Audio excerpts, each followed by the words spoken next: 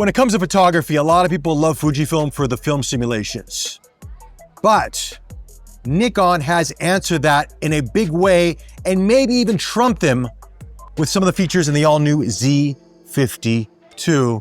This is pretty badass. Let's talk about it right now. Before we kick things off, disclaimer, I'm not paid or sponsored for this video. Nikon Singapore was very kind enough to loan me the Z50 II for a couple hours.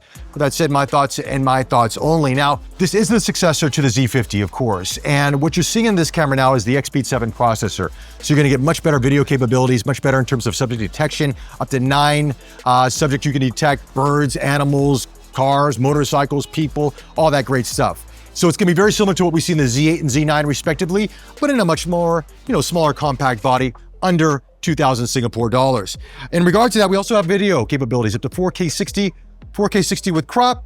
Outside of though, no crop. So that's actually a very good thing on this. We're recording this entire video on the Z50 II, mind you, so keep that in mind. So you're gonna see the image quality out of this, and we're using the 24-70 f2.8 S-line lens, because we need that very good optics, because we want that for the video, and we're shooting in log as well. So we're gonna grade this with the red LUTs, the red Nikon LUTs as well, because they're beautiful, they look so good. Anyway, what we're gonna do is we're gonna walk around Chinatown as we're here right now. We've got some students right there. They're all hanging out there. They're doing a little bit of a tour and see what magic is inside the Z50 II.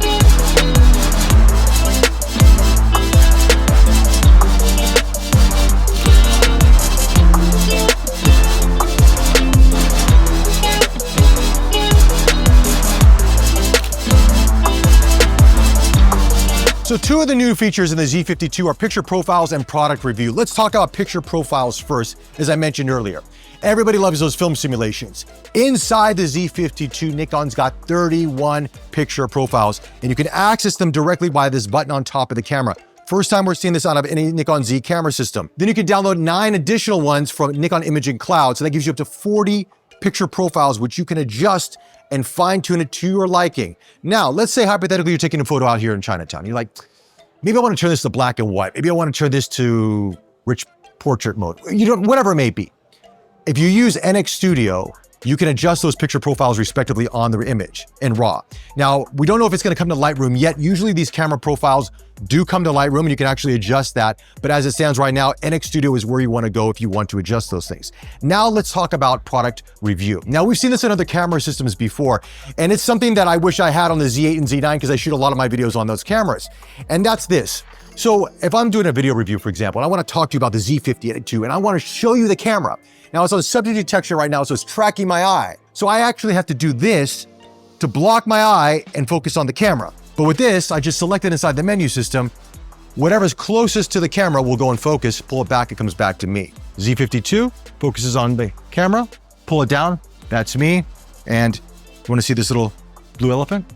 Focus on the blue elephant? Is it focused? Look at that, that's product review. Those are the two new features. We're gonna continue to walk around Chinatown, take some images, and let's see how fast this autofocus and how fast this camera goes.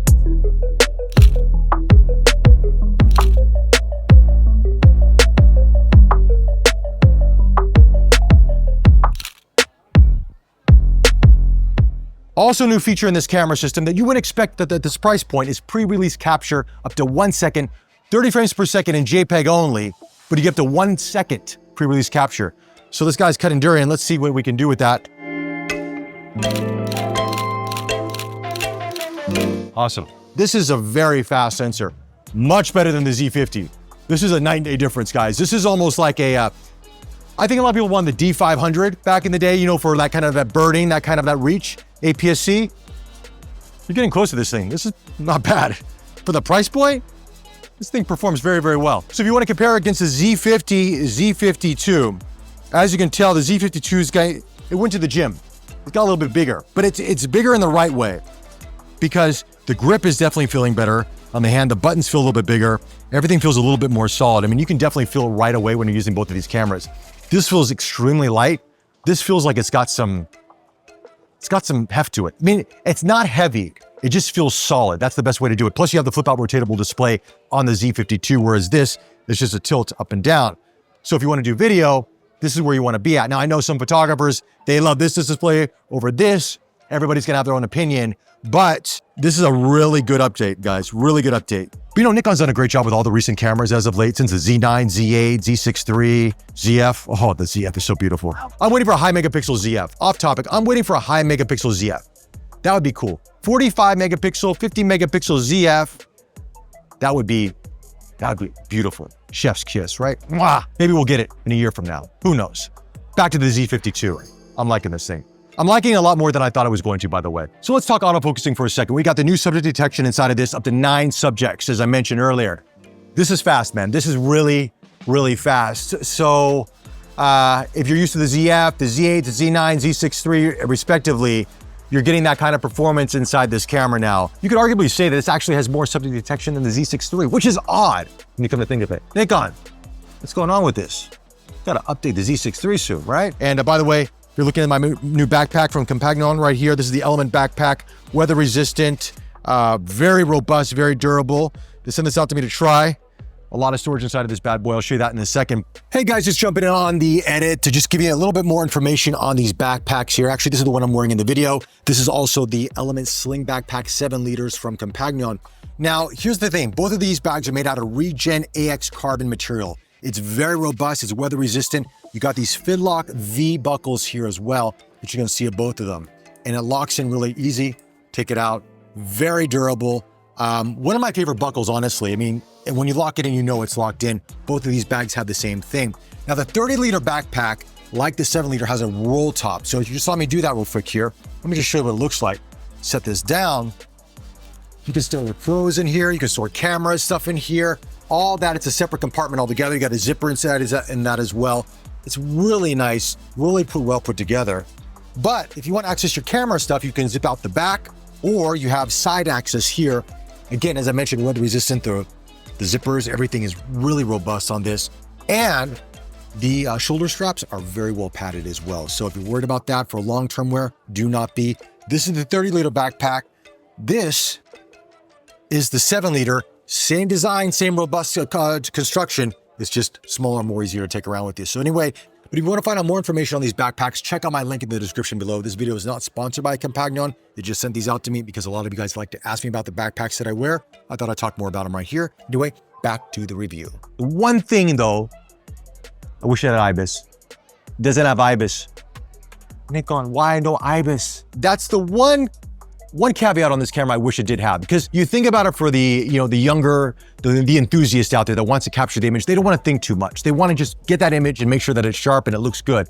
And IBIS would definitely help. And it's 2024, and I feel most cameras should have it nowadays. It shouldn't be a luxury as it once was years back. I mean, just my first impressions on the camera walking around here and taking images, that it's a nice little camera. And the 20 megapixel sensor, if you're worried about that, do not be. Even with the Z50, the Z30 respectively, the ZFC, with the optics that Nikon puts in their lenses, you are sort of getting a better resolution than 20 megapixels if you look at the image side by side with other camera systems, because the optics that Nikon makes are so good that it almost resolves like a 24, 26, 28 megapixel sensor, in my personal opinion. Anyway, that's it. We're gonna walk around a little bit more and shoot, and let's have some fun.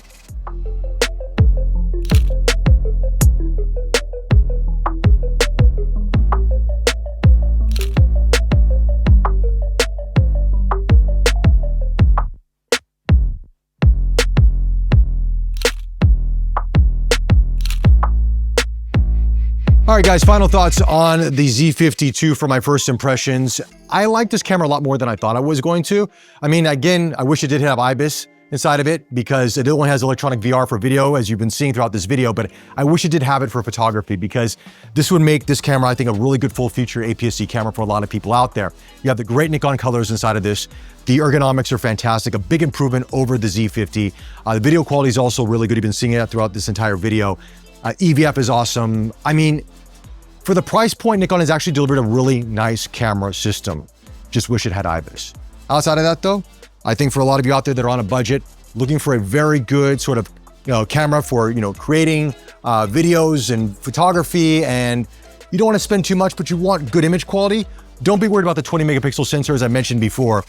With the optics inside of these lenses, it resolves a lot more than 20 megapixels in my personal opinion, and I think you're going to enjoy this. Anyway, guys, those are my thoughts on the Z50 II. Let me know your thoughts in the comment section below. Like always, follow, like, subscribe, share with your friends. Greatly appreciate the support, and I'll chat to you all very, very soon. Take care.